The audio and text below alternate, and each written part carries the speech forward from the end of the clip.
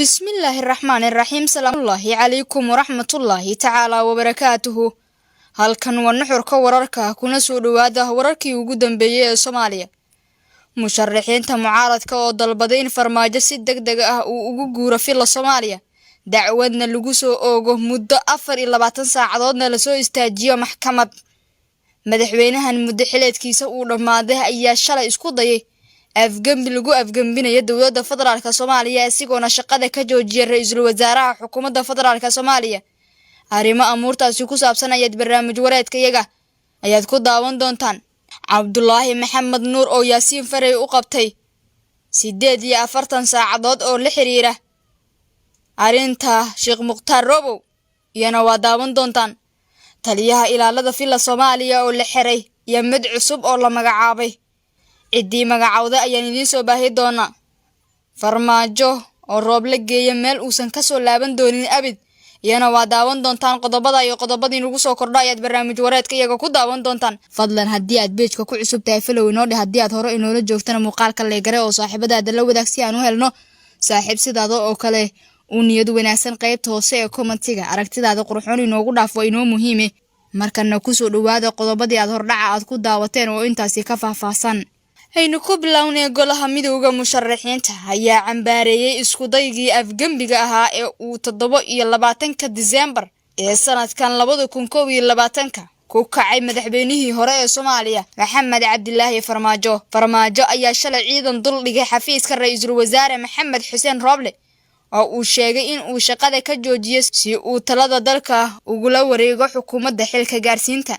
talaabadaasi oo markii dambe ay fashilantay. golaha midowga musharaxiinta waxa uu si kulul u cambaareynaya isku daygii afgambiga ahaa ee uu 27 December ee 2021 ku kacay madaxweynihii hore ee dalka Maxamed Cabdilaahi Farmaajo. goluhu waxa uu afgambigaasi dhicisooba u arkaa in uu ahaa khiyaano qaran oo lagu duminayo hay'adaha dastuuriga ah ee dalka laguna carqaladeynayo doorashooyinka.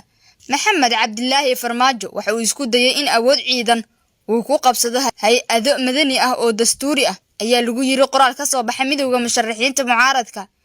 midowga musharaxiinta ayaa dalbaday inay si degdeg ah dacwad looga gudbiyo madaxweynihii hore ee Farmaajo iyo intii kale ee ku gacan siisay afgambigaas dhicisoobay. goluhu waxa uu dalbanayaa inuu Farmaajo si degdeg ah u baneeyo fila Soomaaliya sida ugu dhaqsiyaha badan si ay u soo afjaranto carqaladaha iyo shirqoolada uu ka soo maleegayo guriga ummadda Soomaaliyeed ayaa lagu yiri qoraal ka soo baxay midowga musharaxiinta mucaaradka. midowga musharaxiinta mucaaradka ayaa sidoo kale u mahadceliyay ra'iisul wasaare Roble oo ay sheegeen in uu si geesinimo leh ugu hor yimid damicii Maxamed Cabdilaahi Farmaajo. goluhu waxa uu u mahadcelinayaa ra'iisul wasaare Maxamed Xuseen Roble oo si geesinimo leh ugu hor yimid afgambiga una muujiyay shacabka Soomaaliyeed in dalka doorasho aado Farmaajona dibadda ka istaaga howlahaasi oo idil. goluhu waxa uu codsanayaa in golaha wadatashiga qaranka inay si degdeg ah oo saxaan tabashooyinka habraacyada doorashada oo ay doorashada u soo jeediyaan ayaa mar kale lagu yiri qoraalka. ugu dambeyntii golaha ayaa ugu baaqay shacabka Soomaaliyeed in ay difaacaan dastuurka iyo dawladnimada garabna ay siiyaan ra'iisul wasaaraha dalka mudane Maxamed Xuseen Roble kana hortagaan isku day kasta oo lagu duminayo hay'adaha dastuuriga ee dalka. isla wararka iyaga ayaa daawan doontaan ee dhanka kalena wasiirka amniga xukuumadda federaalka Soomaaliya Cabdullaahi Maxamed Nuur ayaa soo saaray dalab culus oo la xiriira xariga Sheekh Muqtaar Robow Cali Abu Mansuur oo wali xabsiga ugu jira dowladda Soomaaliya. Cabdullaahi Maxamed Nuur oo faray kusimaha agaasimaha hay'adda Nisa Yaasiin Cabdullaahi Maxamuud Faray in uu soo gudbiyo warbixin dhameystiran oo la xiriira xaaladda Robow. wasiirka ayaa u qabtay 48 saacadood hay'adaha nabad sugidda in ay ugu soo jawaabaan dalabkaasi isagoo intaasi ku daray in ay cabasho ka soo gaartay ehelada Abu Mansuur. sidoo kale waxa uu sheegay inay dalbadeen cadaalad maadaama uu muddo dheer xirnaa ama xiran yahay shiiqan oo laga soo qabtay magaalada Baydhabo xilli uu ahaa musharax.